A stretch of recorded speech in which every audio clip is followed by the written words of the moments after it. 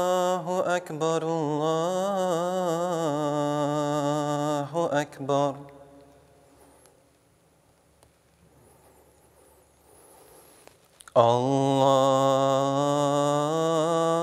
الله أكبر الله أكبر.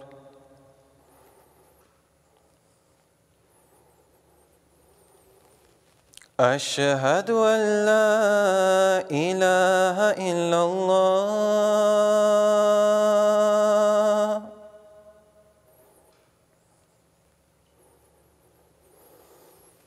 أشهد أن لا إله إلا الله.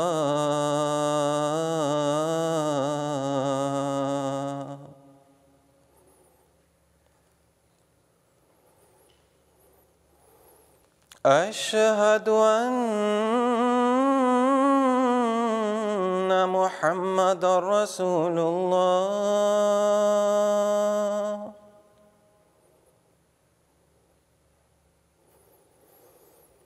أشهد أن محمدًا رسول الله.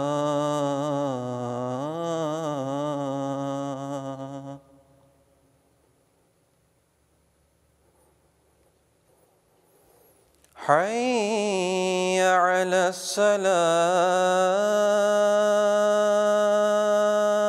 الصلاة. حي على الصلاة.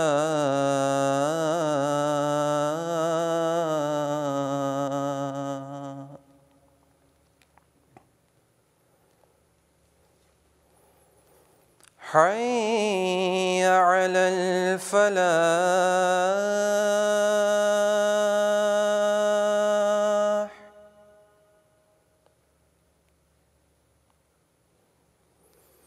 حي على الفلاح.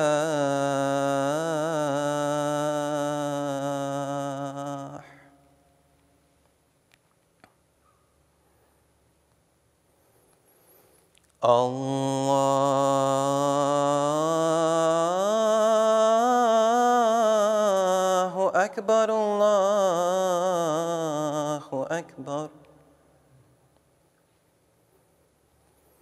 لا إله إلا الله.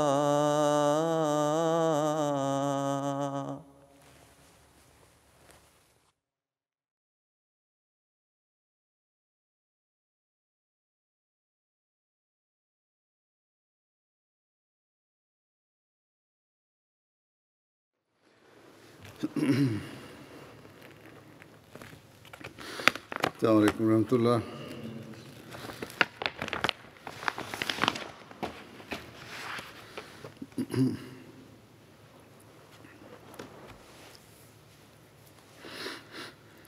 أشهد أن لا إله إلا الله وحده لا شريك له وأشهد أن محمدًا عبده ورسوله. أما بعد فأعوذ بالله من الشيطان الرجيم. بسم الله الرحمن الرحيم. الحمد لله رب العالمين الرحمن الرحيم مالك يوم الدين. إياك نعبد وإياك نستعين. اهدنا الصراط المستقيم صراط الذين أنعمت عليهم غير المغضوب عليهم ولا الضالين.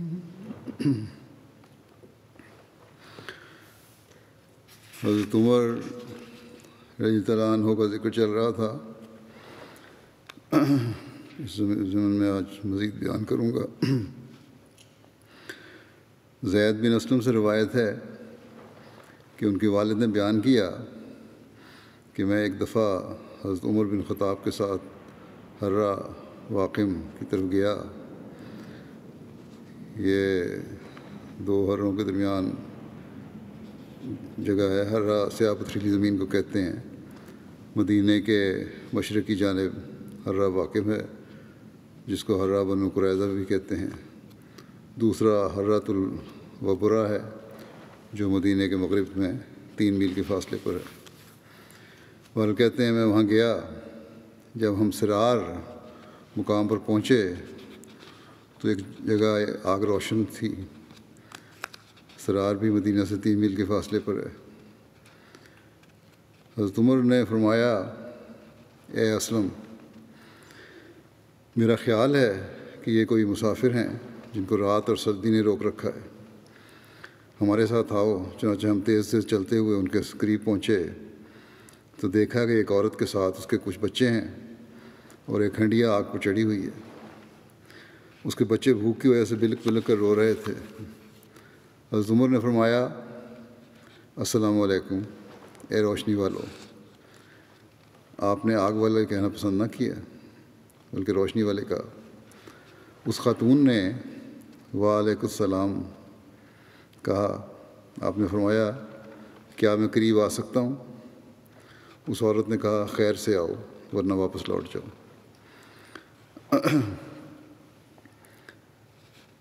آپ قریب ہو گئے، مطلب اگر کوئی خیر کی بات کرنی ہے تو آؤ ورنہ واپس لوٹ جاؤ۔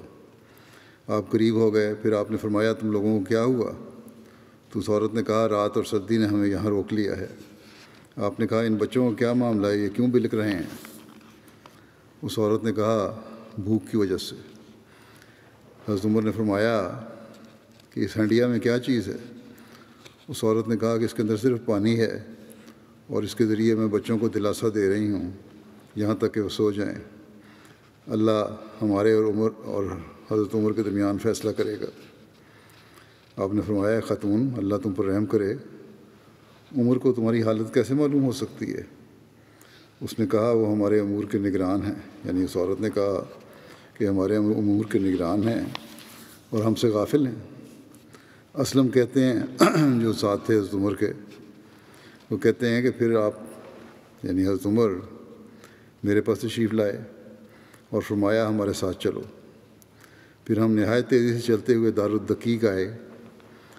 حضرت عمر نے اپنے عہد میں دارالدقیق نام سے ایک عمارت بنوائی تھی، جس میں آٹا، ستو، کھجور، کشمش اور دیگر ضروریات سفر جن کی ایک مسافر کو ضرورت ہو سکتی ہے میسر ہوتی تھی۔ آپ نے مدینہ اور مکہ کے درمیانی راستوں پر مسافروں کے لیے بھی کچھ سرائے خانے بنوائے ہوئے تھے۔ بہرحال پھر آپ نے وہاں سے ایک بورا اناج کا نکالا اور چکنائی کا ڈبہ آپ نے لیا۔ آپ نے فرمایا، اسے مجھے اٹھوا دو۔ اسلم کہتے ہیں، میں نے کہا کہ آپ کی جگہ میں اٹھا لیتا ہوں۔ حضرت عمر نے 2 یا 3 مرتبہ فرمایا کہ مجھے یہ اٹھوا دو۔ میں نے ہر دفعہ عرض کیا کہ آپ کی جگہ میں اسے اٹھا لیتا ہوں۔ آخر حضرت عمر نے فرمایا، تیرا بھلا ہو، کیا قیامت کے دن میرا بوجھ تم اٹھاؤ گے؟ اس پر میں نے وہ بورا آپ پر لاد دیا۔ پھر آپ اس بورے کو اپنی کمر پر لاد کر تیز قدموں سے چلے اور میں بھی تیزی سے آپ کے ساتھ چلا، یہاں تک کہ ہم اس عورت کے پاس پہنچ گئے۔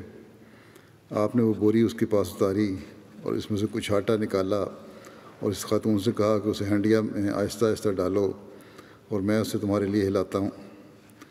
دوسری جگہ لکھا ہے کہ حضرت عمر نے فرمایا کہ تم آہستہ آہستہ آٹا ڈالو، میں تمہارے لیے حریرہ تیار کرتا ہوں۔ پھر آپ ہنڈیا کے نیچے آگ سلگانے کے لیے پھونک مارنے لگے۔ اسلم کہتے ہیں، یعنی روایت کرنے والے، کہ آپ بڑی اور گھنی داڑھی والے تھے حضرت عمر۔ میں نے دیکھا کہ دھواں آپ کی داڑھی کے اندر سے نکل رہا ہے۔ جب ہنڈیا پک گئی، یعنی دھواں اٹھتا تھا تو چہرے پر بھی پڑتا تھا، داڑھی کے اندر بھی گزر جاتا تھا۔ جب ہنڈیا پک گئی تو آپ نے ہنڈیا کو نیچے اتارا۔ آپ نے فرمایا، کوئی برتن لاؤ۔ وہ عورت بڑی پلیٹ لائی، آپ نے اس میں کھانا ڈالا اور کہنے لگے تم ان بچوں کو کھلاؤ، میں تمہارے لیے پھیلاتا ہوں تاکہ ٹھنڈا ہو جائے، یعنی مزید اس کو پھیلا کے دوسری جگہ دوسرے برتن میں ٹھنڈا کرتا ہوں۔ پھر آپ مسلسل ایسا کرتے رہے یہاں تک کہ ان بچوں نے پیٹ بھر کر کھانا کھا لیا، اور جو بچ گیا وہ آپ نے اس کے پاس چھوڑ دیا۔ اسلم کہتے ہیں پھر آپ کھڑے ہوئے اور میں بھی آپ کے ساتھ کھڑا ہو گیا۔ اس پر وہ عورت کہنے لگی اللہ تعالیٰ آپ کو بہترین جزا دے، تم اس امر میں امیر المومنین سے زیادہ حقدار ہو، یعنی جزا کے۔ اس پر حضرت عمر نے فرمایا بھلائی کی بات کہو، جب تم امیر المومنین کے پاس جاؤ گی تو تم انشاءاللہ مجھے وہاں پاؤ گی۔ بہرحال وہ کہتے ہیں پھر حضرت عمر وہاں سے ایک طرف ہٹ گئے، پھر اس خاتون کی طرف منہ کر کے بیٹھ گئے۔ میں نے آپ کی خدمت میں عرض کیا کہ کیا اس کے علاوہ اور بھی کوئی کام ہے؟ آپ نے مجھ سے کوئی بات نہ کی، یہاں تک کہ میں نے بچوں کو دیکھا کہ وہ ایک دوسرے سے کھیل رہے تھے اور ہنس رہے تھے، اور تمام بچے پرسکون ہو کر سو گئے۔ تو حضرت عمر خدا کا شکر ادا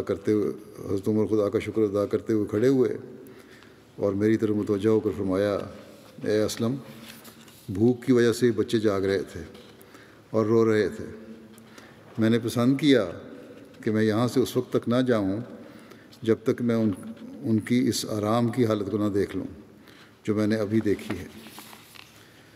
حضرت مسلم موعود رضی اللہ عنہ نے بھی اس واقعے کو بیان کیا ہے۔ آپ لکھتے ہیں کہ فرماتے ہیں کہ انسانی ضروریات کا ان لوگوں کے لیے مہیا کرنا جو ان کو مہیا نہیں کر سکتے، یعنی ان ضروریات کو، اسلامی حکومت کا فرض ہے، ذمہ داری بتا رہے ہیں اسلامی حکومت کی۔ اس کے متعلق حضرت عمر کا ایک واقعہ نہایت ہی مؤثر اور کاشف حقیقت ہے، یعنی حقیقت کو کھولنے والا ہے۔ ایک دفعہ حضرت عمر خلیفہ ثانی باہر تجسس کر رہے تھے کہ کسی مسلمان کو کوئی تکلیف تو نہیں۔ مدینہ دارالخلافت سے 3 میل کے فاصلے پر ایک گاؤں مرار نامی ہے، یہ شاید ہمارے تحقیق کرنے والے کہتے ہیں کہ مرار نہیں بلکہ سرار ہی نام ہے اس کا، ہو سکتا ہے کاتب کی غلطی کی وجہ سے مرار لکھا گیا ہو۔ بہرحال وہاں آپ نے دیکھا کہ ایک طرف سے رونے کی آواز آ رہی ہے، ادھر گئے تو دیکھا ایک عورت کچھ پکا رہی ہے اور 2-3 بچے رو رہے ہیں۔ اس سے پوچھا کیا بات ہے؟ اس نے کہا کہ 2-3 وقت کا فاقہ ہے، کھانے کو کچھ پاس نہیں، بچے بہت بےتاب ہوئے تو خالی ہنڈیاں چڑھا دی تاکہ یہ بہل جائیں اور سو جائیں۔ حضرت عمر یہ بات سن کر فوراً مدینہ کی طرف واپس ہوئے، آٹا، گھی، گوشت اور کھجوریں لیں اور ایک بوری میں ڈال کر اپنے خادم سے کہا کہ میری پیٹھ پر رکھ دے۔ اس نے کہا حضور میں موجود ہوں، میں اٹھا لیتا ہوں۔ آپ نے جواب دیا بے شک تم اس کو تو اٹھا کر لے چلو گے، مگر قیامت کے دن میرا بوجھ کون اٹھائے گا؟ یعنی ان کی روزی کا خیال رکھنا میرا فرض تھا، اور اس فرض میں مجھ سے کوتاہی ہوئی ہے، اس لیے اس کا کفارہ یہی ہے کہ میں خود اٹھا کر یہ اسباب لے جاؤں اور ان کے گھر پہنچاؤں۔ مسلم موعود لکھتے ہیں ضرورت مندوں کو جو وظائف دیے جاتے ہیں اس سے یہ کہ اس واقعے سے کوئی یہ مطلب نہ لے کہ یہ سستی پیدا کرنے کے لیے ہر ضرورت مند کو وظیفہ دینا ہے۔ چنانچہ آپ لکھتے ہیں کہ اسلام جہاں غریبوں کی خبرگیری کا حکم دیتا ہے، وہاں جیسا کہ پہلے زمانے میں بیان ہوا ہے کہ سستی اور کاہلی کو بھی مٹاتا ہے، کہ وظائف اس لیے نہیں دیے جاتے کہ سستی اور کاہلی پیدا ہو۔ ان وظائف کی یہ غرض نہ تھی کہ لوگ کام چھوڑ کر بیٹھیں، بلکہ صرف مجبوروں کو یہ وظائف دیے جاتے تھے، ورنہ سوال سے لوگوں کو روکا جاتا تھا۔ حضرت عمر مانگنے والوں کو مانگنے سے روکنے کے لیے بھی بہت سخت اقدام کیا کرتے تھے۔ یہی نہیں کہ صرف بھوک دیکھ لیا تو کھانا کھلا دیا، کوئی مانگنے آیا تو اس کو دے دیا، بلکہ مانگنے والا اگر صحت مند ہے تو آپ بڑا سخت قدم اٹھایا کرتے تھے۔ ایک دفعہ حضرت عمر نے ایک سائل کو دیکھا، اس کی جھولی آٹے سے بھری ہوئی تھی، مانگ رہا تھا، آٹا اس کی جھولی میں پڑا ہوا تھا۔ آپ نے اس سے آٹا لے کر اونٹوں کے آگے ڈال دیا،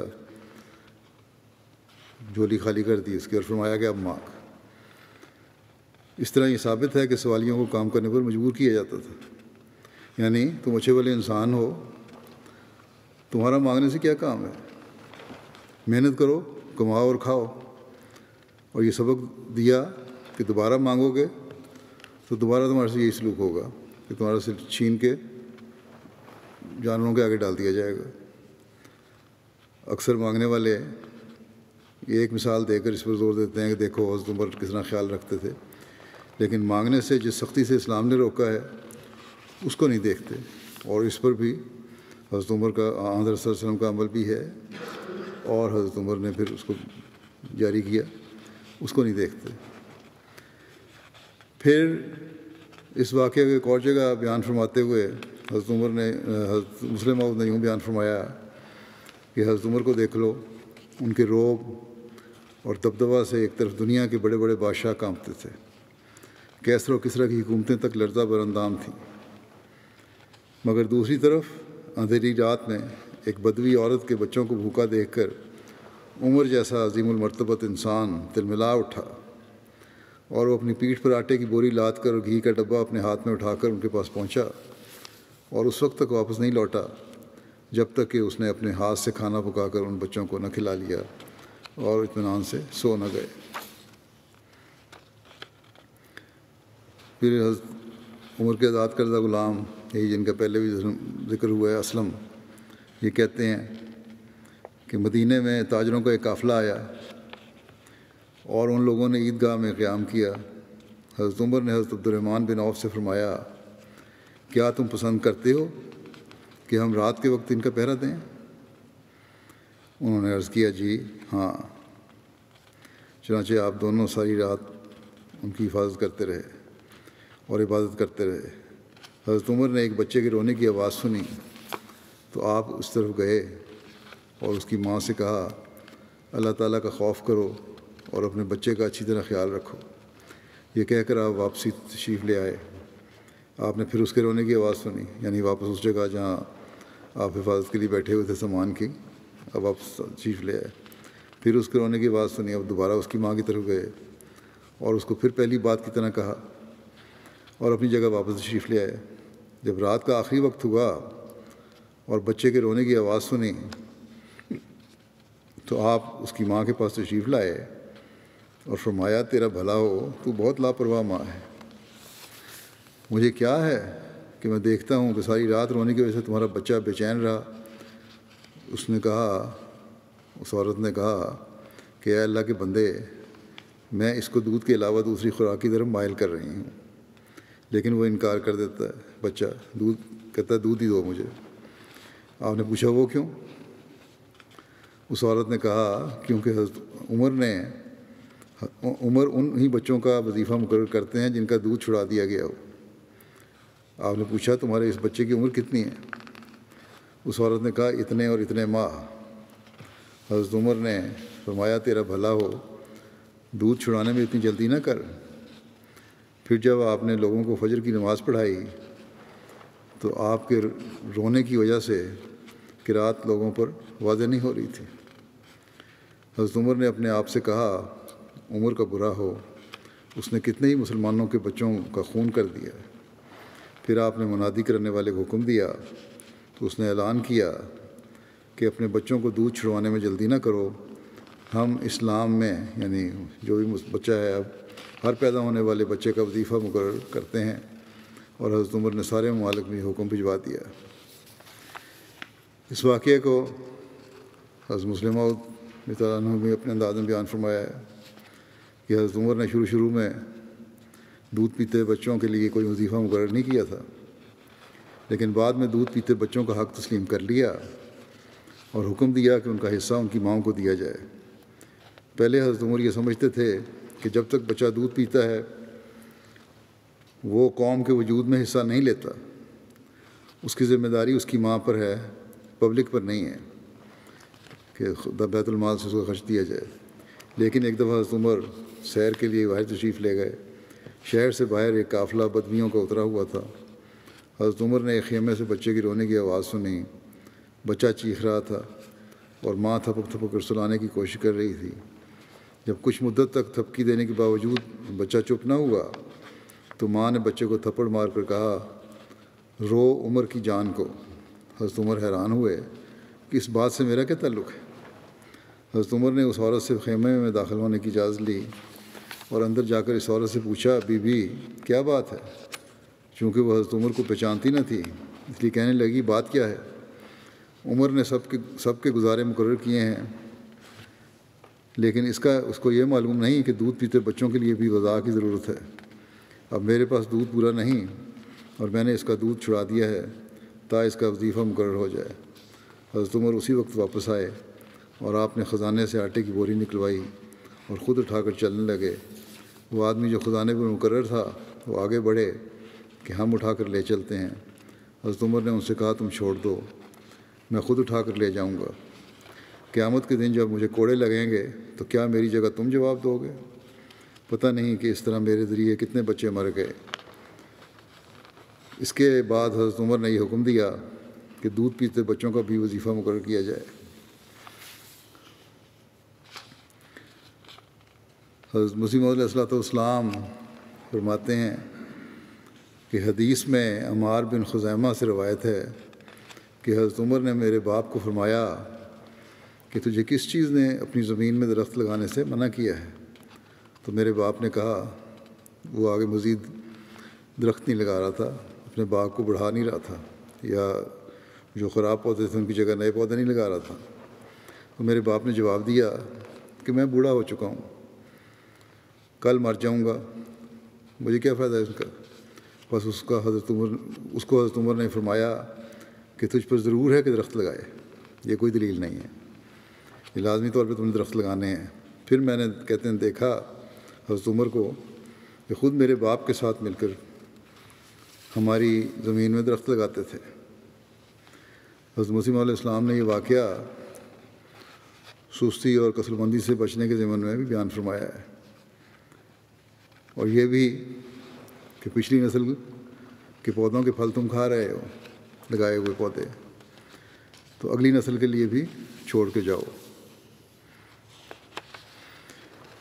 حضرت مسلم موعود فرماتے ہیں کہ حضرت عمر رضی اللہ عنہ رات کو دورہ کیا کرتے تھے۔ ایک دفعہ رات کو شہر میں پھر رہے تھے تو آپ نے ایک عورت کو سنا کہ وہ عشقیہ شعر پڑھ رہی ہے۔ آپ نے دن کو تحقیقات کی تو معلوم ہوا کہ اس کا خامد مدت سے باہر رہتا ہے، فوج میں گیا ہوا باہر۔ آپ نے پھر یہ حکم دیا، اس کے بعد آپ نے حکم دیا کہ کوئی سپاہی 4 ماہ سے زیادہ باہر نہ رہے۔ اگر کوئی سپاہی زیادہ مدت تک باہر رہنا چاہتا ہو تو اپنی بیوی کو بھی اپنے ساتھ رکھے، ورنہ 4 ماہ کے بعد اسے فوج کا افسر مجبوراً واپس گھر بھیج دے۔ اس کی تفصیل میں ایک جگہ یہ بھی بیان ہوا ہے کہ حضرت عمر نے فرمایا کہ تم نے کوئی برائی کا ارادہ تو نہیں کیا؟ اس عورت سے پوچھا، یہ شعر پڑھ رہی تھی، اس کے سن کے شعر۔ اس عورت نے کہا کہ اللہ کی پناہ۔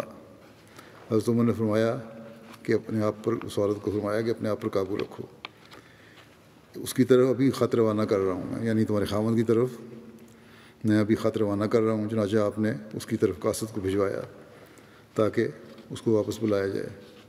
پھر آپ نے مزید تحقیق کی اور پھر جیسا کہ بیان ہو چکا ہے کہ 4 مہینے کا زیادہ سے زیادہ عرصہ رکھا کہ اس عرصے سے زیادہ خاوند باہر نہ رہے یا پھر بیوی بچے ساتھ ہوں۔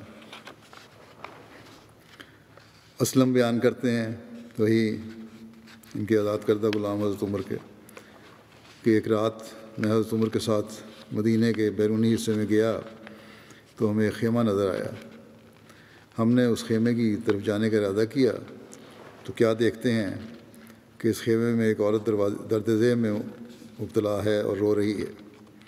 حضرت عمر نے اس سے اس کا حال دریافت فرمایا تو اس نے عرض کیا، میں ایک مسافر پردیسی عورت ہوں اور میرے پاس کچھ نہیں ہے۔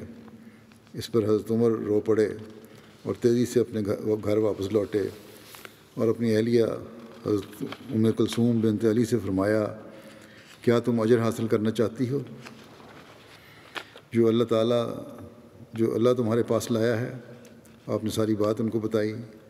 اس پر انہوں نے کہا جی ضرور۔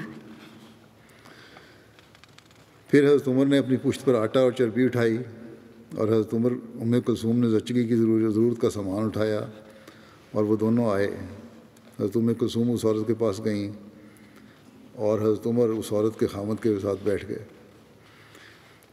وہ خامدی وہاں موجود تھا، وہ آپ کو نہیں پہچانتا تھا۔ آپ اس کے ساتھ گفتگو کرنے لگے۔ اس عورت نے لڑکے کو جنم دیا۔ حضرت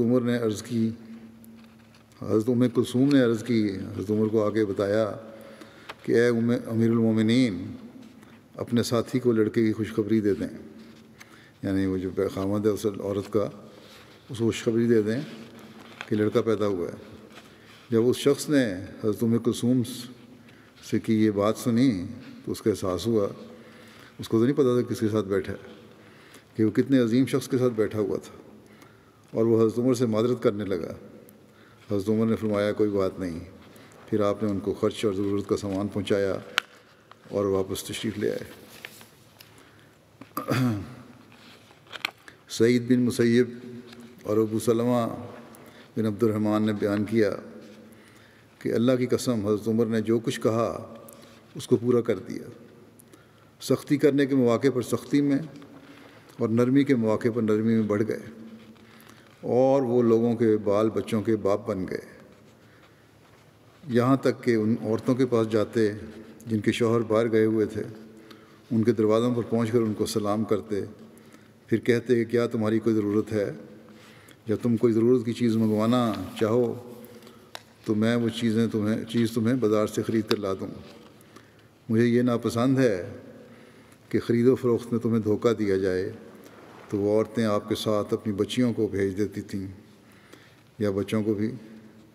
آپ بازار میں اس طرح جاتے کہ آپ کے پیچھے لوگوں کی بچیاں اور بچے اتنے ہوتے کہ ان کا شمار مشکل ہوتا۔ پھر آپ ہر ایک کے لیے ان کی ضرورت کی چیزیں خریدتے، اور جن عورتوں کا کوئی بچہ نہ ہوتا تو اس کے لیے خود خریداری کرتے۔ جب کسی لشکر میں سے کوئی ایلچی آتا تو اس سے ان عورتوں کے شوہروں کے خطوط لے کر خود ان کو پہنچاتے، اور ان سے فرماتے کہ تمہارے شوہر اللہ کی راہ میں گئے ہوئے ہیں اور تم رسول اللہ صلی اللہ علیہ وسلم کے شہر میں ہو۔ اگر تمہارے پاس کوئی ہے جو یہ خط پڑھ سکے تو ٹھیک ہے، ورنہ دروازے کے قریب کھڑی ہو جاؤ تاکہ میں تمہیں پڑھ کر سنا دوں۔ پھر فرماتے کہ ہمارا ایلچی یہاں سے فلاں فلاں دن جائے گا، تم خط لکھ دینا تاکہ ہم تمہارے خطوط بھیج دیں۔ پھر سب عورتوں کے ہاں خطوط کے لیے کاغذ اور دواتیں لے کر جاتے، پھر ان میں سے جو خط لکھ دیتی اس کو خط لیتے، اور جو نہ لکھ سکتی تو فرماتے کہ یہ کاغذ اور دوات ہے، تم دروازے کے قریب آ جاؤ اور مجھے لکھواؤ۔ اس طرح آپ ایک ایک دروازے پر جاتے اور ان کے شوہروں کو ان کی طرف سے خطوط لکھتے، پھر ان خطوط کو بھیج دیتے۔ حضرت علی بیان فرماتے ہیں کہ میں نے دیکھا کہ حضرت عمر اونٹ کا پالان کندھے پر رکھے ہوئے ابتا کی طرف تیزی سے جا رہے تھے۔ یہ بھی مکے اور منا کے قریب ایک جگہ کا نام ہے، ابتا۔ تو میں نے کہا، حضرت علی کہتے ہیں، میں نے کہا اے امیر المومنین کہاں جا رہے ہیں؟ تو آپ نے فرمایا صدقے کا ایک اونٹ بھاگ گیا ہے، میں اس کو تلاش کرنے جا رہا ہوں۔ میں نے حضرت عمر سے کہا، عرض کیا کہ آپ نے اپنے بعد آنے والے خلفاء کے لیے ایسی راہیں متعین کر دی ہیں کہ جن پر چلنا آسان نہیں ہے، ایسی باتیں آپ کر رہے ہیں۔ حضرت عمر نے فرمایا اے ابو الحسن مجھے ملامت نہ کرو، اس کی قسم ہے جس نے محمد کو نبوت کے ساتھ مبعوث کیا، اگر بکری کا بچہ بھی دریائے فرات کے کنارے ضائع ہو گیا تو قیامت کے دن عمر کا اس پر مواخذہ ہوگا۔ حضرت مسلم موعود بیان فرماتے ہیں کہ حضرت عمر کے زمانے میں ایک مسلمان ایسی حالت میں چلے آ رہے تھے کہ انہوں نے گردن نیچے ڈالی ہوئی تھی، یعنی ایک مسلمان شخص تھا جو نیچے گردن جھکائے ہوئے چلا آ رہا تھا۔ حضرت عمر نے کو صدمہ پہنچا ہوگا، کوئی تکلیف پہنچی ہوگی اس وجہ سے پریشان تھا ہوگا, نیچے گردن ڈالی ہوئی تھی. حضرت عمر نے اس کی ٹھوڑی پر مکہ مارا اور کہا کہ اسلام کی فتوحات کا زمانہ ہے اور تم اپنی گردن جھکائے پھر رہے ہو. یعنی یہ زمانہ ہے, اسلام کی فتوحات ہو رہی ہیں, اگر تمہیں کوئی تھوڑی سی تکلیف پہنچی بھی ہے تو اس کی وجہ سے تم نے اپنا سر نیچے کر لیا, نیچے گردن جھکا کے چل رہی ہے, کوئی طریقہ نہیں ہے. خدا تعالیٰ نے اس وقت اسلام کو حکومت دی ہے, دنیا جو چاہے کہے, اگر تم تو یقین رکھتے ہو کہ اسلام کو فتح ہوگی, اگر تم یقین رکھتے ہو کہ اسلام کو فتح ہوگی تو پھر رونا کیا ہے؟ پھر چھوٹی چھوٹی باتوں پہ رونے کی ضرورت نہیں ہے. اور یا کوئی ایک جگہ سے کوئی مسلمانوں کو بھی کہیں تکلیف پہنچی ہے تو کوئی رونے کی بات نہیں ہے, پریشان ہونے کی. یہ بات حضرت مسلم موعود نے قادیان سے ہجرت کے بعد اس زمانے میں بیان فرمائی تھی, اور فرمایا کہ ایک مومن کو یہ نہیں دیکھنا چاہیے کہ اس نے کیا کھویا ہے. اگر کوئی چیز ضائع بھی ہو گئی ہے, نقصان بھی تھوڑا ہو گیا, تو یہ نہیں دیکھنا چاہیے کیا کھویا ہے, بلکہ یہ دیکھنا چاہیے کہ کس کے لیے کھویا ہے. اگر خدا تعالیٰ کے لیے اور اسلام کی ترقی کے لیے کوئی چیز ضائع ہوئی ہے, کوئی نکل گئی ہاتھ سے, تو پھر اللہ تعالیٰ بہترین اجر دے گا. عارضی نقصانوں پر پریشان ہونے کی ضرورت نہیں ہوتی.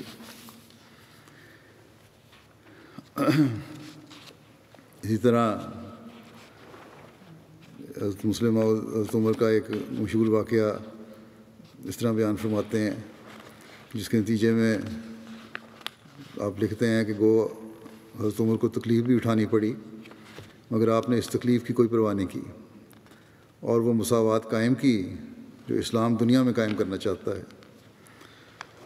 وہ واقعہ یہ ہے کہ جبلہ بن اہم ایک بہت بڑے عیسائی قبیلے کا سردار تھا.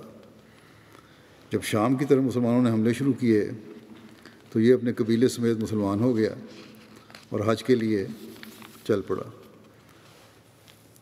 حج میں ایک جگہ بہت بڑا ہجوم تھا, اتفاقاً کسی مسلمان کا پاؤں اس کے پاؤں پر پڑ گیا. بعض روایتوں میں ہے کہ اس کا پاؤں اس کے جبے کے دامن پر پڑ گیا. چونکہ وہ اپنے آپ کو ایک بادشاہ سمجھتا تھا اور خیال کرتا تھا کہ میری قوم کے 60,000 آدمی میرے تابع فرمان ہیں, بلکہ بعض تاریخوں میں سے پتہ چلتا ہے کہ 60,000 محض اس کے سپاہیوں کی تعداد تھی. بہرحال جب ایک ننگ دھڑنگ مسلمان کا پیر اس کے پیر پر آ پڑا تو اس نے غصے میں آ کر زور سے اسے تھپڑ مار دیا اور کہا, تو میری حد تک کرتا ہے, تو جانتا نہیں کہ میں کون ہوں؟ تو یہ عدد سے پیچھے ہٹنا چاہیے تھا, تو انہیں گستاخانہ طور پر میرے پاؤں پر اپنا پاؤں رکھ دیا. وہ مسلمان تو تھپڑ کھا کر خاموش ہو رہا, مگر ایک اور مسلمان بول پڑا کہ تجھے پتہ ہے کہ جس مذہب میں تو داخل ہوا ہے وہ اسلام ہے, اور اسلام میں چھوٹے بڑے کا کوئی امتیاز نہیں, بالخصوص اس گھر میں, یعنی خانہ کعبہ کے جب تم طواف کر رہے ہو, امیر اور غریب میں کوئی فرق نہیں سمجھا جاتا. اس نے کہا, میں اس کی پرواہ نہیں کرتا. اس مسلمان نے کہا کہ عمر کے پاس تمہاری شکایت ہو گئی تو وہ اس مسلمان کا بدلہ تم سے لیں گے. جبلہ بن اہم نے جب سنا تو آگ بگولا ہو گیا اور کہنے لگا کہ کیا کوئی شخص ہے جو جبلہ بن اہم کے منہ پر تھپڑ مارے؟ اس نے کہا کہ کسی اور کا تو مجھے پتہ نہیں, مگر عمر تو ایسے ہی ہیں. یہ سن کر اس نے جلدی سے طواف کیا اور سیدھا حضرت عمر کی مجلس میں پہنچا اور پوچھا کہ اگر کوئی بڑا آدمی کسی چھوٹے آدمی کو تھپڑ مار دے تو آپ کیا کیا کرتے ہیں, کیا کیا کرتے ہیں؟ انہوں نے فرمایا کہ یہی کرتے ہیں کہ اس کے منہ پر اس چھوٹے شخص سے تھپڑ مرواتے ہیں. وہ کہنے لگا کہ آپ میرا مطلب سمجھے نہیں, میرا مطلب یہ ہے کہ اگر کوئی بہت بڑا آدمی تھپڑ مار دے تو پھر آپ کیا کیا کرتے ہیں؟ آپ نے فرمایا اسلام میں چھوٹے بڑے کا کوئی امتیاز نہیں ہے. پھر آپ نے کہا, جبلہ تم ہی تو یہ غلطی نہیں کر بیٹھے؟ اس پر اس نے جھوٹ بول دیا اور کہا کہ میں نے کسی کو تھپڑ نہیں مارا, میں نے تو صرف ایک بات پوچھی ہے. مگر وہ اسی وقت مجلس سے اٹھا اور اپنے ساتھیوں کو لے کر اپنے ملک کی طرف بھاگ گیا اور اپنی قوم سمیت مرتد ہو گیا اور مسلمانوں کے خلاف رومی جنگ میں شامل ہوا, لیکن حضرت عمر نے اس کی پرواہ نہیں کی. یہ وہ مساوات تھی جو اسلامی حکومت نے قائم کی, اور آج اسلامی حکومتوں کے لیے بھی یہ سبق ہے.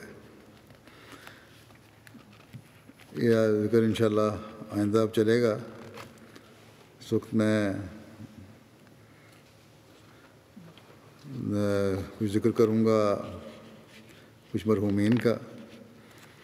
اس میں سے پہلا ذکر ہے عبدالوحید وڑائی صاحب کا، جو صدر جماعت تھے والڈرسہوٹ جرمنی کے، سابق صدر خدام الاحمدیہ اور سابق نیشنل سیکریٹری تربیت سوئٹزرلینڈ بھی تھے.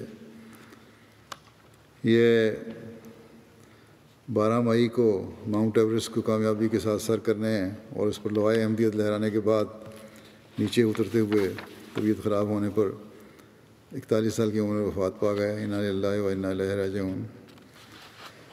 ان کے پسماندگان میں بیوہ کے علاوہ 3 بیٹے اور 2 بیٹیاں ہیں، والدین ہیں، 1 بھائی اور 2 بہنیں ہیں.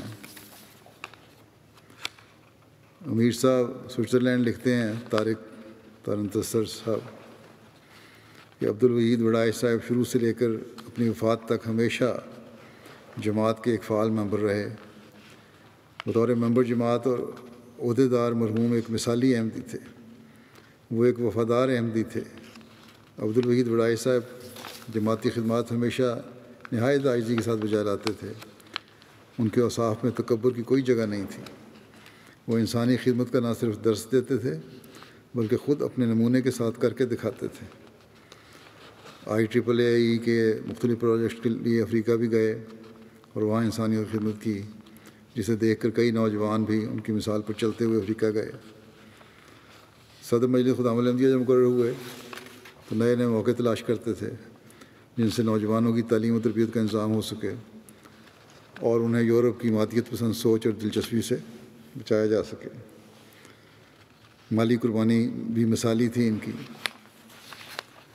ان کے بیٹے عزیز طلحہ وڑائی جس کو جامعہ احمدیہ جرمنی میں تعلیم حاصل کر رہے ہیں،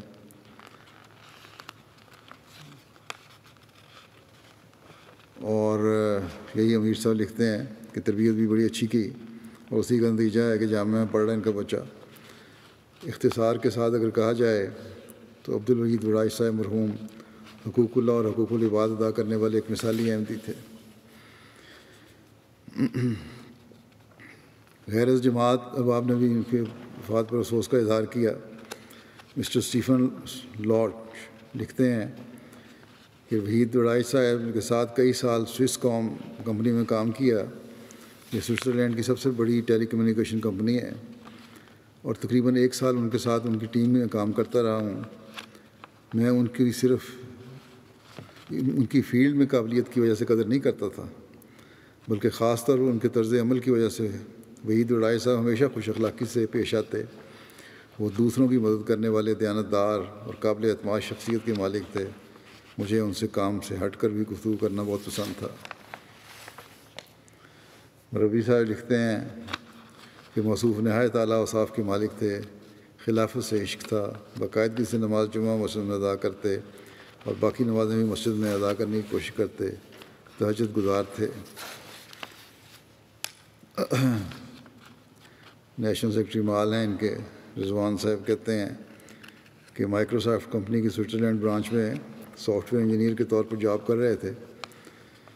تو ایک دفعہ مجھے کہنے لگے کہ مائیکروسافٹ سوئٹزرلینڈ کی برانچ ختم کر کے سلیکان ویلی لے جا رہے ہیں اور انہوں نے مجھے آفر دیا کہ ہمارے ساتھ چلیں، وہ ساری سہولتیں مہیا ہوں گی اور تنخواہ بھی بڑھ جائے گی اور سوئٹزرلینڈ سے آپ کا سامان ہوا ہم سب کچھ ہم منتقل کریں گے. تو آپ نے بتایا کہ میں نے انہیں انکار کر دیا کیونکہ میرے ذمہ یہاں جماعتی خدمات ہیں. ان کو چھوڑنا نہیں چاہتا میں کہ یہاں سے انکار کر دوں اور چلا جاؤں گا. پھر اس کے بعد کچھ دنوں کے بعد ہم نے بتایا کہ اللہ تعالیٰ کے فضل سے اس برانچ کو سوئٹزرلینڈ کی بڑی کمپنی سوئس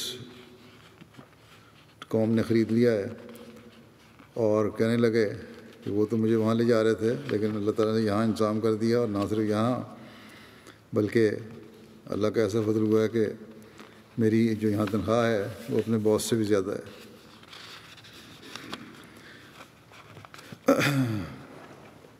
نیشنل سیکریٹری امور خارجہ ہیں زاہد صاحب، کہتے ہیں ان کو 26 سال سے جانتا تھا. خدام الاحمدیہ ہی میں خدمت کا موقع ملتا رہا ان کے ساتھ.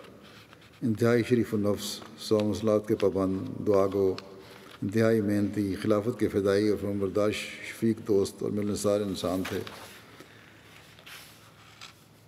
جوانی کی عمر سے ہی باقی نوجوانوں سے الگ طبیعت کے مالک تھے۔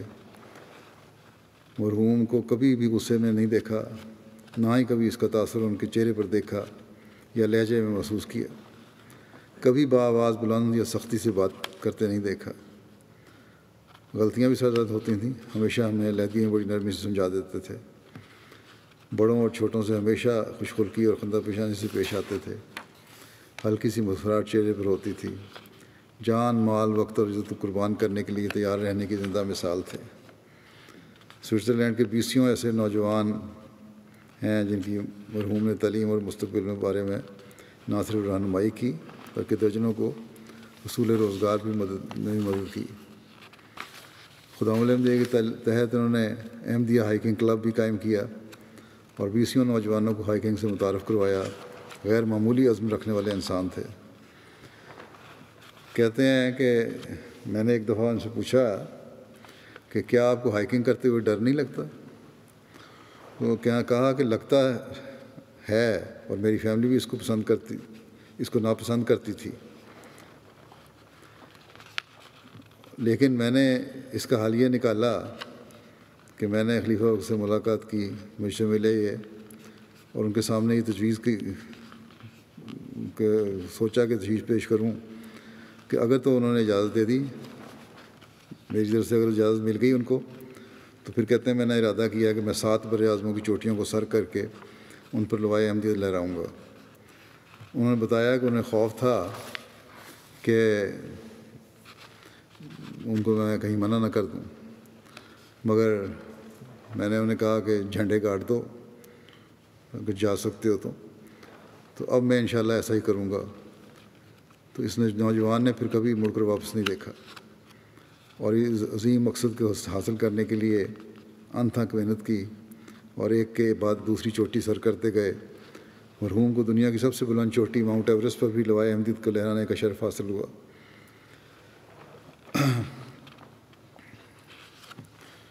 یہ لکھنے والے لکھتے ہیں کہ خاکسار کو یہ علم تو نہیں کہ ان کی موت شہادت کھلائی جا سکتی ہے یا نہیں، لیکن اپنے مشاہدے سے کہہ سکتا ہوں کہ مرحوم میں وہ جذبہ ایمان تھا جو ایسے نیک لوگوں کو ہی حاصل ہوتا ہے جو شہادت کے طلبگار ہوں۔ لیکن میرے خیال میں یقیناً ایک نیک مقصد اور جذبے کے ساتھ انہوں نے اسلام اور احمدیت اور خدا تعالیٰ کی توحید کا پیغام پہنچانے کی کوشش کی ہے اور اس میں کامیاب بھی ہوئے، اور اس مقصد کے سفر میں اللہ تعالیٰ کے حضور بھی حاصل ہوئے۔ تو انہوں نے یقیناً شہادت کا درجہ پایا ہوگا۔ اللہ تعالیٰ سے دعا بھی ہے کہ اللہ تعالیٰ انہیں شہادت کا درجہ عطا فرمائے، شہداء میں شمار فرمائے۔ ان کے والد محترم خادم حسین وڈائی صاحب نے بتایا کہ ہمیں نظر آ رہا تھا کہ ہمارا یہ بیٹا آگے بڑھتا جا رہا ہے اور ایک پہاڑ کے بعد دوسرے پہاڑ پر چڑھ رہا ہے، اس نے بھی پیچھے مڑ کر نہیں دیکھا۔ میرے دوست میرے سے پوچھا کرتے تھے کہ آپ ان کو روکتے کیوں نہیں ہیں، یہ بہت خطرناک شوق ہے۔ میں جواب دیا کرتا تھا کہ میرے روکنے سے بھی یہ نہیں رکے گا، کیونکہ اس کے اندر ایک جذبہ ہے کہ میں نے جماعت کا جھنڈا دنیا کی ہر اونچی جگہ پر لہرانا ہے اور اللہ تعالیٰ کی توحید کا پیغام پہنچانا ہے۔ ایک دوست لکھتے ہیں کہ خاکسار نے ایک دفعہ صدر صاحب سے پوچھا کہ جب آپ پہاڑوں پر چڑھتے ہیں تو اپنے آپ کو موٹیویٹ کرنے کے لیے فون پر کیا سنتے ہیں؟ تو صدر صاحب نے مجھے بتایا کہ میں نے حضرت اقدس مسیح موعود علیہ السلام کی کتب ڈاؤن لوڈ کی ہیں اور سفر میں ان کو سنتا ہوں۔ اس طرح کہتے ہیں میں نے صدر صاحب سے ایک مرتبہ پوچھا کہ اتنی اونچائی پر اور ٹھنڈ میں اپنی عبادت کس طرح کرتے ہیں؟ تو انہوں نے کہا کہ مربی صاحب، مجھے پہاڑوں پر عبادت کرنے کا بہت مزہ آتا ہے۔ میرے دل میں خیال گزرتا ہے کہ اللہ تعالیٰ کے انبیاء بھی پہاڑوں پر گوشہ نشینی میں دنیا کے شور سے دور جا کر عبادت کیا کرتے تھے۔ عبدالوحید راج صاحب نے کہتے ہیں مجھے بتایا ایک مرتبہ ایک سفر کا واقعہ سنایا کہ آپ کے دنالی پہاڑ پر جو کہ نارتھ الاسکا میں ہے اور دنیا کا سب سے ٹھنڈا پہاڑ ہے، اس پر چڑھنے کے دوران آپ کی شہادت کی انگلی جم گئی۔ جو فریز ہو جاتی ہیں. جب آپ نے ڈاکٹر کو زخم دکھایا، زخم ہو گیا، تو ڈاکٹر نے کہا کہ بالکل جم گئی تھی، بالکل ایک حصہ ہی نہیں رہا تھا جسم کا. اس نے کہا کہ اس کو ہمیں کاٹنا پڑے گا فوری طور پہ، یہ بیکار ہو گئی ہے. صدر صاحب نے جواب دیا کہ یہ شہادت کی انگلی ہے، اس کے ساتھ ہم نماز میں اللہ تعالیٰ کی وحدانیت کی گواہی دیتے ہیں، میں اس انگلی کو ہرگز نہیں کٹواؤں گا. اس کے بعد اللہ تعالیٰ نے فضل فرمایا اور پھر ایسا ہوا کہ دعاؤں سے وہ انگلی مکمل طور پر ٹھیک ہو گئی. اللہ تعالیٰ ان کے بچوں کو بھی ان کی نیکیاں جاری رکھنے کی توفیق عطا فرمائے. جو ان کی خوبیاں لوگوں نے بیان کی ہیں اور میں نے بھی دیکھی ہیں، ان میں انہیں وہ اس سے بہت بڑھ کر ان خوبیوں میں تھے. خلافت کے ہر حکم پر لبیک کہنے والے، صرف باتیں کرنے والے نہیں بلکہ وفا اور اخلاص سے میں بڑے ہوئے تھے اور بڑھتے چلے جانے کی کوشش کرتے تھے. ایسے لوگوں میں سے تھے جن کے جانے سے خلا پیدا ہو جاتا ہے. بہرحال جیسا کہ میں نے کہا، اللہ تعالیٰ کے دین اور اس کی وحدانیت کا جھنڈا ہر اونچی جگہ پر گاڑنا ان کا مقصد تھا، جس میں وہ کامیاب ہوئے. اللہ تعالیٰ ان سے مغفرت اور رحم کا سلوک فرمائے، ان کی درجات بلند فرمائے. دوسرا ذکر ہے محترمہ امت النور صاحبہ کا، جو ڈاکٹر عبدالمالک شمیم صاحب کی اہلیہ تھیں اور صاحبزادی امت الرشید بیگم اور میاں عبدالرحمن صاحب کی بیٹی تھیں. یہ 15 جون کو ان کی وفات ہوئی ہے واشنگٹن میں. انا للہ و انا الیہ راجعون. خدا کے فضل سے موسیہ تھیں.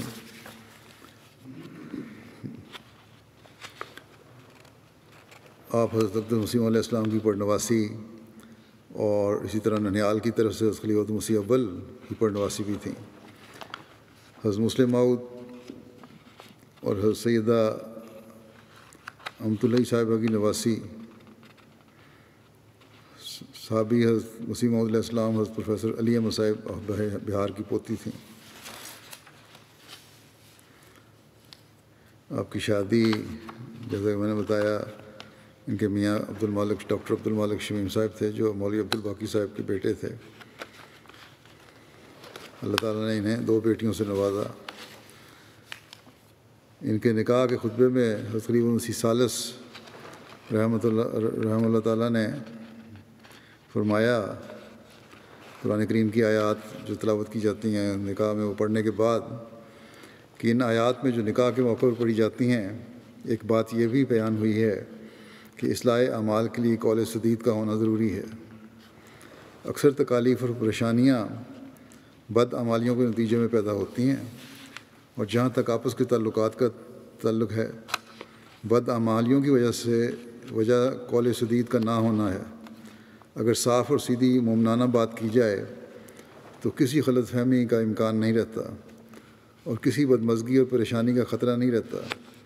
اللہ تعالیٰ ہم سبھی کو اعمال صالحہ بجا لانے کی توفیق عطا کرے اور ہم سب کے اعمال کی اصلاح کے سامان پیدا کرے، اور ہمیں قول سدید کی ایسی عادت ہو جائے کہ یہ چیز ہمارے لیے ایک طرح امتیاز بن جائے.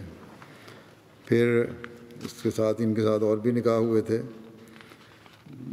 5-6 اور تھے. ان کے بارے میں آپ نے فرمایا کہ ایک نکاح تو رشتے کے لحاظ سے ان کے نکاح کے بارے میں، اور پیار کے تعلق کے نتیجے میں میری اپنی بچی کا ہے. یہ بچی میاں عبدالرحیم صاحب اور میری چھوٹی ہمشیرہ امت الرشید بیگم کی بچی امت النور ہے، جن کا نکاح ڈاکٹر عبدالمالک شمیم کے ساتھ، جو مولوی عبدالباقی صاحب کے بیٹے ہیں، سے ہو رہا ہے. پھر آپ نے فرمایا کہ اللہ تعالیٰ سے دعا ہے کہ اس رشتے کو بھی اور بقیہ 5 رشتوں کو بھی اللہ تعالیٰ اپنی رحمت سے بہت سی خوشیوں کا وارث بنائے. پھر آپ نے کہا کہ ہر 2 افراد کے لیے بھی اور احمدیت کے لیے بھی اصل نیت تو اسلام کی بھلائی کی ہونی چاہیے. احمدیت نے ایک لمبے عرصے کی جدوجہد کے بعد غلبہ اسلام کی راہ میں آخری اور انتہائی کامیابی حاصل کرنی ہے. اس لیے ایک کے بعد دوسری نسل کا صحیح تربیت پانا اور ان کا صحیح ذہنیت کا حامل ہونا ضروری ہے۔ اگر اللہ تعالیٰ کی رحمت شامل حال نہ ہو تو انسان کی ساری کوششیں ناکارہ اور بیکار اور بے نتیجہ ہیں۔ بس ہم دعا کرتے ہیں کہ رشتوں میں سے اور جو رشتے جماعت کے اندر ہو چکے ہیں یا آئندہ ہونے والے ہیں، ان رشتوں کے نتیجے میں بھی اللہ تعالیٰ کے فضل سے اسلام کی مضبوطی اور اسلام کے استحکام کے سامان پیدا ہوں۔ صاحبزادی امت النور صاحبہ کو جماعتی خدمات کی بھی توفیق ملی۔ نیشنل سیکریٹری تربیت امریکہ رہیں، نیشنل نائب صدر امریکہ رہیں، لوکل صدر لجنہ واشنگٹن رہیں اور مختلف کمیٹیوں کی ممبر رہیں۔ ان کی بڑی بیٹی امت المجیب کہتی ہیں کہ ہمیشہ دین کو دنیا پر مقدم رکھا، لوگوں کے لیے بےحد ہمدرد تھیں۔ امی اگر کسی کی مدد کر سکتیں تو غیر معمولی طور پر مدد کیا کرتی تھیں۔ اپنی عبادت کا بہت زیادہ خیال رکھنے والی تھیں۔ 5 وقتہ نمازوں کے علاوہ کہتی ہیں جب بھی میں نے دیکھا روزانہ کبھی بھی رات کو آنکھ کھولی تو تہجد میں پڑھتے ہوئے دیکھا ان کو۔ کہتی ہیں ان کے امت النور صاحبہ کے خاوند ایک ایکسیڈنٹ میں فوت ہو گئے تھے، کافی عرصہ ہوا۔ کہتی ہیں ہمارے والد، بیٹی کہتی ہے کہ ہمارے والد کی وفات کے بعد 20 سال بیوگی میں گزارے۔ اس حالت میں بھی انہوں نے اللہ پر کمال درجے کا توکل تھا۔ شکر گزاری کا پہلو بہت نمایاں تھا۔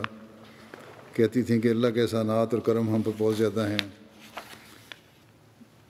اور ہمیشہ کہتی میں نے یہ بات سنی ان کے منہ سے کہ اللہ نے وعدہ کیا ہے کہ اگر شکر کرو گے تو میں زیادہ دوں گا، اس لیے ہمیشہ شکر گزار بنو۔ دل کو کھلا اور کشادہ رکھنا، مہمان نوازی کرنا، لوگوں کے لیے حقیقی ہمدردی، صلہ رحمی کی خوبیوں کا اظہار بہت زیادہ تھا۔ کہتی ہیں میں نے اپنی ماں کے منہ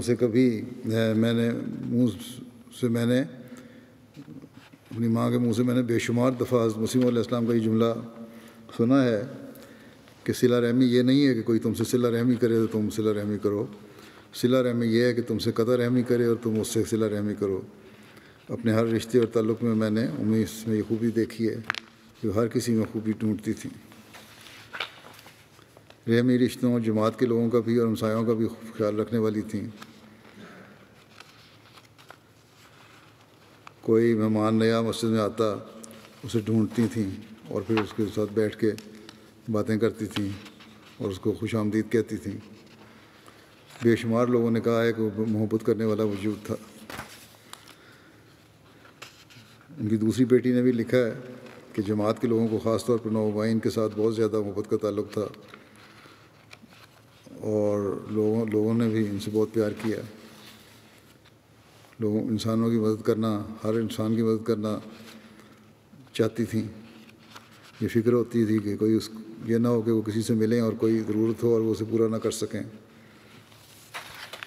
ان کی بڑی بہن امت النور صاحبہ کی بڑی بہن امت البصیر صاحبہ لکھتی ہیں کہ ایک افریقن امریکن خاتون تھیں، سسٹر شکورہ، جب پر حج کے گئیں تو انہوں نے خواب میں دیکھا کہ نوشی کا گھر، یعنی امت النور صاحبہ کا گھر، ان کو گھر میں نوشی کہتے تھے، انہیں گھر مکہ میں ہے۔ جب سسٹر شکورہ ان کے پاس آ گئیں تو انہوں نے کہا کہ آپ کی خدمت جس میں کر رہی ہوں اس سے یہی مراد ہے کہ آپ میرے پاس آ گئی ہیں۔ 18 سال یہ نوشی کے پاس رہیں۔ ان کی بہن لکھتی ہیں امت البصیر صاحبہ کہ 18 سال سسٹر شکورہ جو افریقن امریکن تھیں نوشی کے پاس رہیں۔ 8 سال تو بالکل ہی بستر پر تھیں، نظر بھی چلی گئی تھی اور نوشی نے بہت ہی خیال رکھا۔ نمازیں بھی ان کو پڑھاتی تھیں کیونکہ وہ بھول جاتی تھیں۔ میں نے بھی دیکھا ہے کہ سسٹر شکورہ کو بڑا خیال رکھتی تھیں۔ جب میں امریکہ گیا ہوں تو خود ویل چیئر پر بٹھا کر انہیں میرے سے ملانے کے لیے بھی لے کے آئی ہیں، اور سسٹر شکورہ بھی ان کی خدمت کی بڑی شکر گزار تھیں۔ تبلیغ کا شوق تھا، کسی نہ کسی رنگ میں جماعت کے متعلق بتانے کی کوشش کرتی۔ کوئی پوچھ لیتا کہ پاکستان کس جگہ سے آئی ہیں تو ہمیشہ روا کا نام لیتی اور پھر آگے بات شروع ہو جاتی۔ یہودی مذہب کی ایک فیملی کو احمدیت قبول کرنے کی سعادت نصیب ہوئی تھی اس خاندان میں ایک خاتون کا نام رقیہ اسد ہے، وہ امریکہ کی نیشنل عملہ میں بھی شامل رہی ہیں۔ وہ کہتی ہیں کہ امت النور صاحبہ کا وجود بہت پیارا تھا، جن سے بہت سے لوگ مستفید ہوئے، جسے بھی ان کی صحبت کا موقع میسر آیا وہ سب ان کی خوبیوں کی سراہتے ہیں۔ انہوں نے عملی طور پر اپنی زندگی اسلام احمدیت کے مطابق گزاری، جس کے نتیجے میں لوگ ان سے متاثر ہوتے اور وہ لوگوں کے لیے نمونہ تھیں۔ واقعاتی رنگ میں اور حضرت مسیح علیہ السلام کی تحریرات کی روشنی میں لجنہ کی تربیت کے لیے انہوں نے اپنے آپ کو وقف کیا ہوا تھا۔ انہوں نے ہر پروگرام میں شمولیت اختیار کی اور رضاکارانہ طور پر ہمیشہ خدمات فراہم کیں۔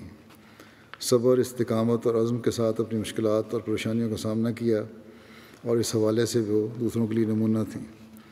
محبت اور اخلاص کے ذریعے انہوں نے تبلیغ کا کام کیا اور نئے مہمانوں کا خیال رکھنے میں سب سے اول درجے پر تھیں۔ نوجوان عورتوں اور بوڑھی خواتین دونوں کے لیے اچھا نمونہ تھیں۔ جیسے جیسے میں عمر رسیدہ ہو رہی ہوں، یہ لکھتی ہیں خاتون، ویسے ویسے ان کی عزت میرے دل میں بڑھتی جا رہی ہے۔ پھر لکھتی ہیں کہ ہم کہتے ہیں کہ ہمیں خدمت خلق کرنی چاہیے، غریبوں اور ضرورت مندوں کا خیال رکھنا چاہیے، جبکہ آنٹی نوشی نے غیر رشتہ دار افراد کے خدمت کے لیے سالہ سال سے اپنی ذات کے لیے وقت ختم کیا ہوا تھا، یعنی اپنا وقت، اپنے لیے کوئی وقت نہیں تھا، خدمت کرتی تھی۔ اسی طرح بعض اور احمدی خواتین، خاص طور پر افریقن امریکن خواتین نے لکھا ہے کہ ہم سے انہوں نے بڑا پیار کا تعلق رکھا اور احمدیت کی تعلیم کے بارے میں بہت کچھ ہمیں بتایا۔ اللہ تعالیٰ ان کی اولاد کو بھی ہمیشہ ان کی نیکیاں جاری رکھنے اور خلافت سے وابستہ رہنے کی توفیق دے۔ خلافت کے ساتھ انہوں نے وفا کا رشتہ نبھایا ہے۔ میں نے تو یہ دیکھا ہے اپنے ساتھ بھی، میں نے اب دیکھا کہ کامل اطاعت اور عاجزی کا نمونہ انہوں نے دکھایا ہے۔ اللہ تعالیٰ ان سے مغفرت اور رحم کا سلوک فرمائے۔ اگلا ذکر ہے مکرمہ بسم اللہ بیگم صاحبہ، اہلیہ مکرم ناصر احمد خان صاحب بہادر شہر، سابق افسر حفاظت خاص کا، جو جرمنی میں 14 جون کو جن کی وفات ہوئی ہے 84 سال کی عمر میں۔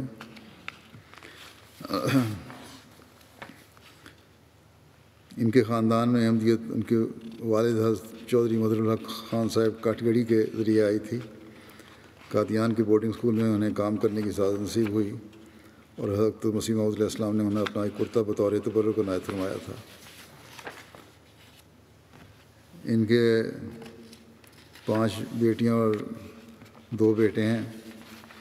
ایک ان کے بیٹے محمود احمد صاحب مربی سلسلہ اور مشرین انچارج ہیں فجی میں، امیر جماعت بھی ہیں۔ یہ لکھتے ہیں محمود احمد صاحب جو ہمارے مشنری مبلغ ہیں کہ والد محترم کی وفات کے بعد زمینوں سے جو بھی رقم آتی تھی سب سے پہلے اس میں سے چندہ ادا کرتی تھیں، والد صاحب کی پینشن کی رقم جمع کرتی اور کسی استعمال میں نہ لاتی۔ ان پیسوں سے طاہر آباد جنوبی میں مسجد بنوائی۔ انہوں نے ہمیں ہمیشہ یہی نصیحت کی کہ خلافت کے دامن کو پکڑے رکھنا۔ پھر لکھتے ہیں کہ والد صاحب کی وفات کے بعد ہم سب کو ماں اور باپ دونوں کی محبت دی اور کبھی بھی ہمیں والد کی کمی کا احساس نہ ہونے دیا۔ اس وقت جامعہ احمدیہ کے پہلے سال میں تھا، مجھے اکثر کہا کرتی تھیں کہ تم دین کے سپاہی ہو، تم نے دین کی خاطر وقف کیا ہے، جہاں خلیفہ وقت کھڑا کر دے وہیں کھڑے ہو جانا۔ اور آخر تک اسی بات کو دہراتی رہیں۔ ابتدا میں لکھتے ہیں کہ ابتدا میں ہمارے گاؤں سے صرف والد صاحب ہی روا آ کر آباد ہوئے، اس لیے ہمارے تمام عزیز و اقارب اکثر گاؤں سے روا آتے رہتے تھے۔ ان نے قیامت دعام کا بڑی خندہ پیشانی سے انتظام کیا کرتی ہیں اور سفید پوشی کے ساتھ اپنی ہمت سے بڑھ کر مہمان نوازی کرتی تھیں۔ ہمسایوں کے حقوق کا خیال رکھنا آپ کو بخوبی آتا تھا۔ میرے کلاس فیلوز کو بھی ہمیشہ اپنے بچوں کی طرح سمجھا۔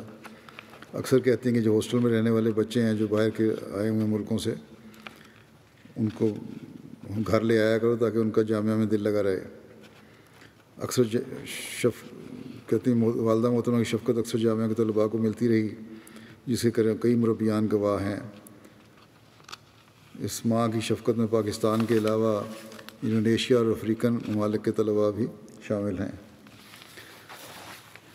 کہتے ہیں کہ ان کے پاس جتنے پیسے ہوتے وہ بانٹ دیتی تھیں یا چندہ میں دے دیتی تھیں، اور کسی میں ہمت نہ تھی کہ ان سے کہہ سکے کچھ اپنے پاس بھی رکھیں۔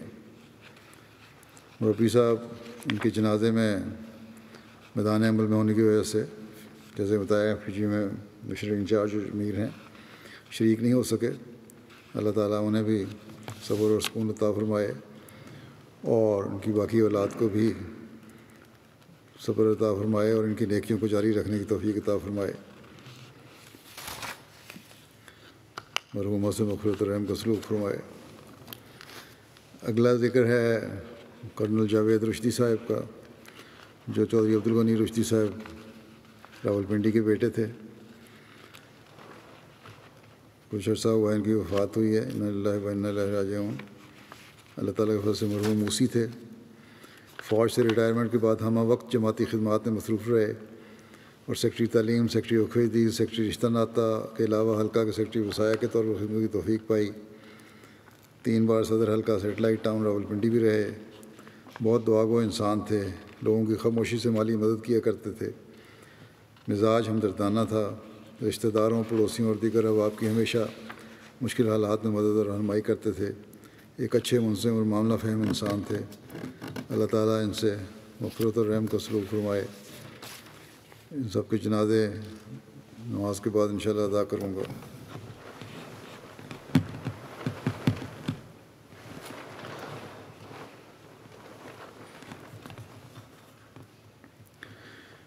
الحمد للہ نحمده ونستعینه ونستغفره ونؤمن به ونتوکل علیہ ونعوذ باللہ من شرور انفسنا ومن سیئات اعمالنا من يهده الله فلا مضل له ومن يضلل فلا هادي له ونشهد أن لا إله إلا الله ونشهد أن محمدا عبده ورسوله عباد الله رحمكم الله إن الله يأمر بالعدل والإحسان وإيتاء ذي القربى وينهى عن الفحشاء والمنكر والبغي يعظكم لعلكم تذكرون اذكروا الله يذكركم وادعوه يستجب لكم ولذكر الله